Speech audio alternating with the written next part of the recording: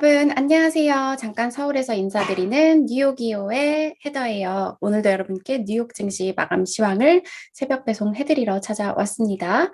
네, 여러분, 목요일 뉴욕 증시는 3대 지수가 전반적으로 상승하면서 마감을 했는데요. 이날 발표된 신규 실업수당 청구 건수가 호조를 보이면서 3대 지수가 대체로 상승하는 모습을 보였습니다. 수치 먼저 살펴보시면요. 다우지수 0.41% 올랐고요. S&P 500 지수 0.72% 올랐고 나스닥 같은 경우에는 기술주들이 계속해서 좀 좋지 못한 모습을 보이면서 0.01% 하락하면서 마감을 했네요. 이제 이날 발표됐던 신규 실업수당 청구 건수가 또다시 팬데믹 최저치까지 떨어지면서 미국의 경제 지표가 계속해서 좋아지고 있고요. 여기에 이제 바이든 대통령이 6조 달러 규모의 예산안 제안을 예정하고 있다. 이런 기사를 또 뉴욕 타임즈가 내면서 증시의 호재로 작용을 했는데요. 함께 살펴보시겠습니다. 네, 뉴욕 타임즈의 기사 제목부터 보시면 바이든이 6조 달러 규모의 예산안 제안을 예정하고 있다. 이런 제목이고요. 이제 6조 달러 규모의 예산안을 제안할 예정이라고 하고요. 이렇게 된다면 이 규모는 무려 세계 2차 대전 이후 최대 규모가 될 예정이라고 합니다.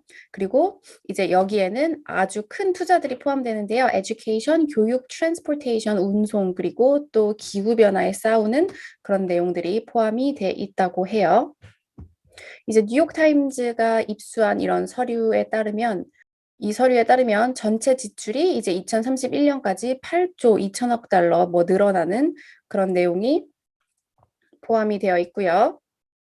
이렇게 된다면 앞으로 10년간 이제 미국의 재정 적자는 1조 3천억 달러가 넘을 예정이라고 해요.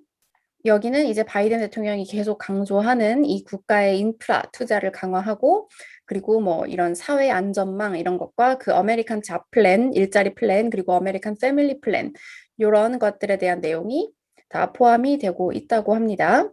자, 그리고 그동안 계속 얘기해 온 것처럼 이제 도로를 투자하고 그리고 뭐 워터 파이프, 브로드밴드 인터넷, 전기차 투자 이런 것들을 계속 늘릴 생각이라고 하고요. 그리고 뭐 그 어린이 케어, 유니버설 그러니까 공통적인 뭐 그 어린이집 이런 것들. 그리고 유급 휴가 뭐 이런 것들. 그리고 국방 이런 데도 지출을 늘릴 계획이라고 얘기하고 있습니다.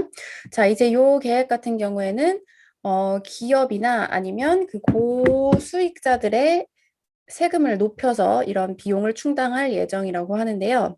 이제 바이든 행정부 같은 경우에는 15년간 세금 인상으로 인해서 이런 지출이 다 상쇄가 될 수 있을 것이다.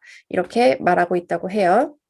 네, 어쨌든 2031년까지는 전체 이 부채가 미국 경제의 117%가 될 것이라고 지금 예상을 하고 있는데요. 그리고 2024년까지는 이 부채가 뭐 세계 2차 대전 그런 수준으로 많이 오를 것으로 지금 예상이 되고 있다고 합니다. 물론 당연히 이제 공화당은 바이든 대통령의 이러한 계획이 이제 부채가 아주 위험한 수준으로까지 오를 것이라고 당연히 경고를 하고 나섰고요. 이제 백악관은 28일에 세부적인 내용을 공개할 예정이라고 합니다. 네, 그리고 또 한 가지 관련된 소식이 있어서 가지고 와봤는데요. 지금 상원 공화당이 9,280억 달러 규모의 인프라 투자를 제안을 했다고 합니다. 이제 조 바이든 대통령이 제시하고 있는 그런 규모보다는 훨씬 더 낮은 수준이지만 어쨌든 카운터 오퍼 이런 제안을 지금 낸 건데요. 내용을 살펴보시면 도로, 교량 이런 주요 인프라 투자에 뭐 5,060억 달러 그리고 980억 달러는 대중교통, 720억 달러는 급수시설, 650억 달러는 브로드밴드, 560억 달러는 공항 관련 투자, 460억 달러는 여객 및 화물 운송 기차 관련 투자 220억 달러는 수도시설 그리고 물 저장 시설 210억 달러, 안전망 200억 달러, 인프라 파이낸싱 이렇게 지금 제시를 했다고 해요. 하지만 이제 공화당이 당초 제안했던 뭐 6천억 달러 규모보다는 높은 것이지만 백악관이 제안했던 1조 7천억 달러보다는 상당히 적은 수준이죠. 이제 양측의 갭이 줄어들고 있긴 하지만 여전히 좀 지출 항목과 관련해서 이견이 큰 상태라고 합니다. 네, 젠 사키 백악관 대변인 같은 경우에는 뭐 constructive addition 건설적인 그런 추가 부분이 있었지만 여전히 걱정되는 부분이 많다. 이렇게 말을 하고 있다고 하고요. 그리고 지금 민주당 같은 경우에는 만약에 협상이 결렬될 경우에 이제 공화당 지지 없이 또 밀고 나갈 수 있는 그런 방법이 있잖아요. 그것을 지금 또 고려를 하고 있는 그런 상황이라고 해요. 자, 그리고 여기에는 없는데 다른 기사를 보시면 바이든 대통령이 인프라 투자 계획의 돌파구를 5월 31일 메모리얼 데이까지로 지금 잡고 있다고 합니다. 그래서 이렇게 두 기사를 살펴보면 어쨌든 인프라 투자 같은 것 늘리는 거에는 양 당이 동의를 하고 있지만 세부 지출 내용에는 좀 의견이 엇갈리고 있는 그런 상황이네요. 네, 오늘 이 밖의 소식을 전해드리면요. 아무래도 이날 이 실업보험 청구 건수가 전주보다 3만 8천 명 줄어든 40만 6천 명을 기록했는데요. 이제 팬데믹 이후 가장 낮은 수준이고 예상치 42만 5천 명을 하회했습니다. 요것이 아무래도 증시에 또 좋은 영향을 미쳤고요. 그리고 미국의 이제 1분기 GDP 잠정치는 전년비 0.4% 오르면서 예상치를 소폭 하회하긴 했지만 증시에 큰 영향 주진 못했고 미국의 4월 내구재 수주가 1.3% 내리면서 12개월 만에 첫 감소했다고 합니다. 자, 그리고 댈러스 연은 총재 테이퍼링 논의를 일찍 하기를 원한다. 또 이렇게 말을 했다고 해요.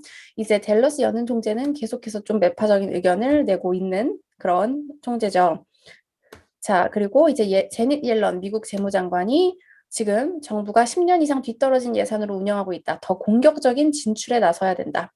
이렇게 주장을 하고 있습니다. 자, 그리고 엔비디아가 이제 1분기 실적 예상을 상회했다는 소식에도 이제 이날 주가는 1% 내렸고요. 또 이날 이제 다우 지수를 끌어올린 거는 보잉의 상승이 컸는데요. 보잉이 이제 뭐 737 여객기 생산 문제와 관련해서 벌금 내는데 합의하면서 4% 이상 상승했고요.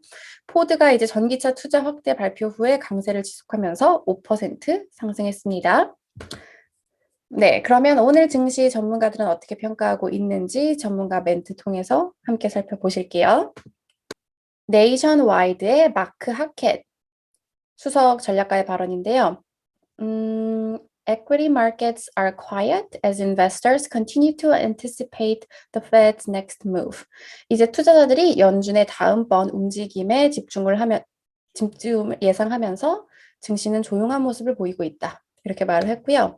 자, 그리고 낮은 변동성과 낮은 이런 트레이딩 거래량 같은 경우에는 이제 연휴에 접어들면서 더 빈번하게 나타날 것 이렇게 말을 했습니다.